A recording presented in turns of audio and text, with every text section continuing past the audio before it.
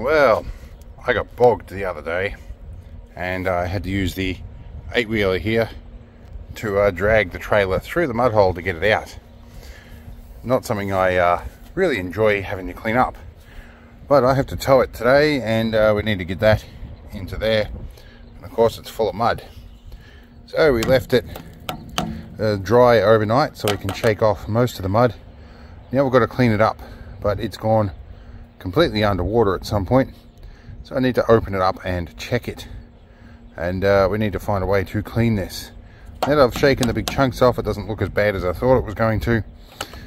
All of this stuff, on the other hand, is going to be a bigger issue, but we'll see how we go. Okay, we're choosing a high zoom here because it's windy, and everybody complains when there's wind in the videos. We have ourselves a screwdriver, some electrical clean and lube, and a bucket of water. Hopefully it fits in the bucket of water.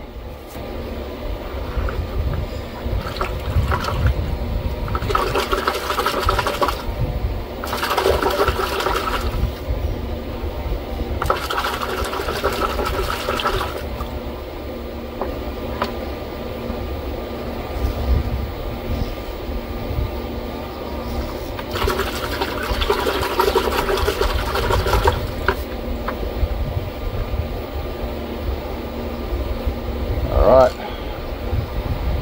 so we can get her open.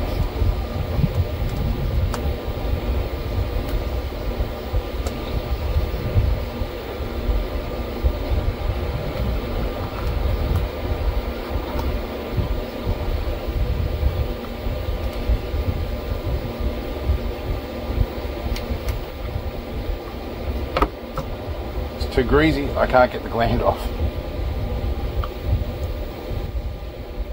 Okay, well, as expected, it's still a bit wet in there. I'm going to give it a spray out with some of this stuff.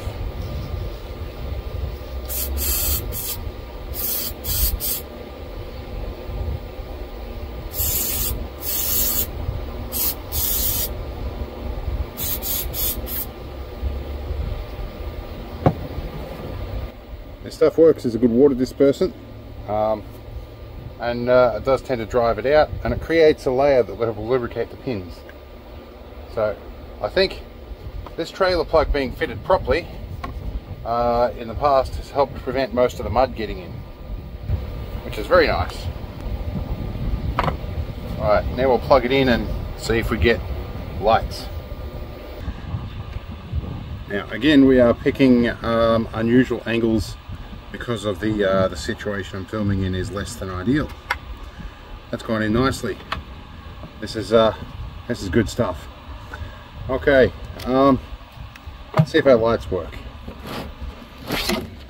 Now, what is indicative of just how tired I was last night, keys are still in it. I'm just going to turn our hazards on. Alright, our indicators are working.